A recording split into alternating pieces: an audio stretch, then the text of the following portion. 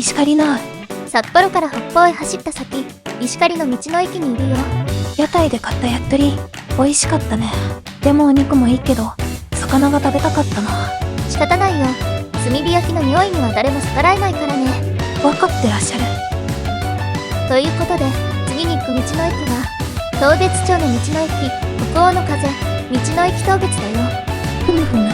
町の名前が、そのまま道の駅の名前になってったタイプね。2017年にできた、比較的新しい道の駅。なんだけど、ここ石狩の道の駅も同じ年にできたみたい。はあ、それもって新鮮味のある建物に見えたんだね。海沿いの町だけに、漁業の町だけに。ねえ。ほら、魚って鮮度が命だし。わかったから。悲しくなるからダメ押しの説明しないで。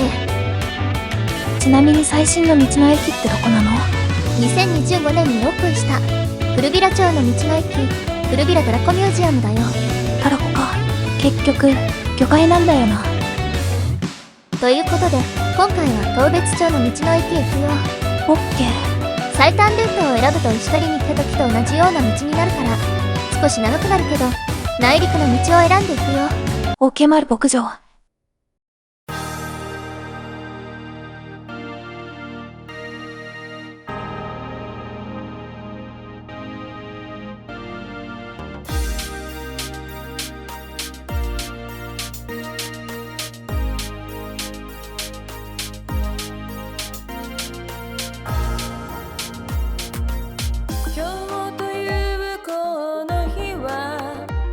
二度と来ることはない。生き続けてることが何よりの宝物。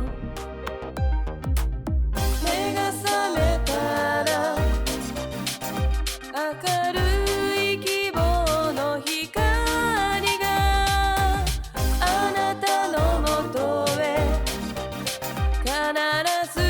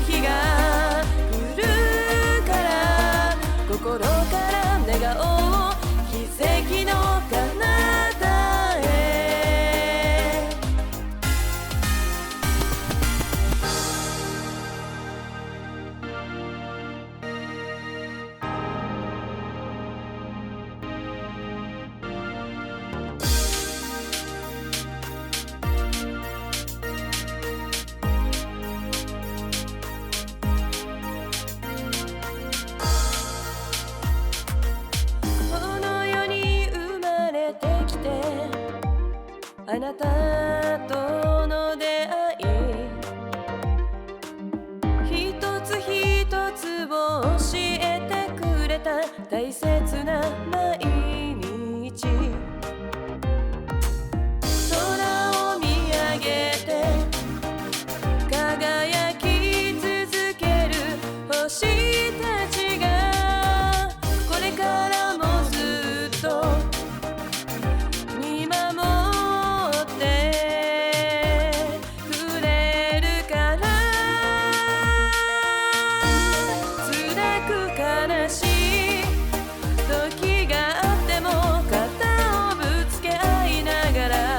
励まし合って記憶の中にはいつでもあなたがいてくれるから願いが叶うように奇跡を信じて。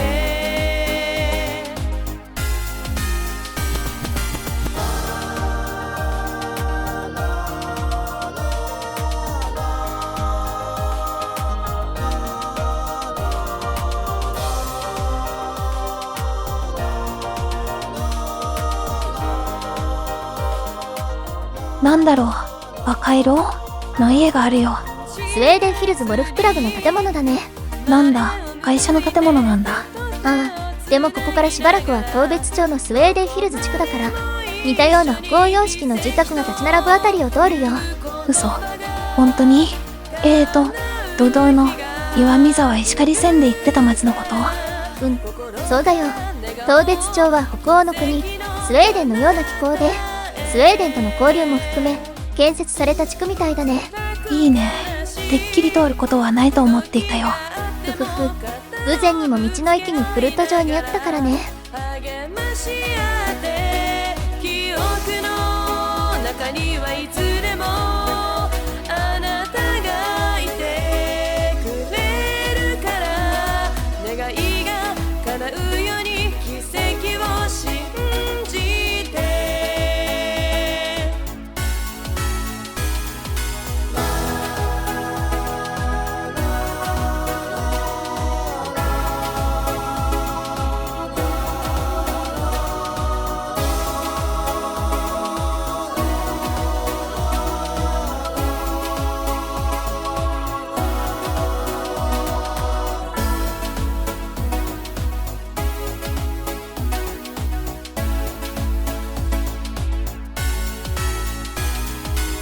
随分と暗くなってしまったでござるな。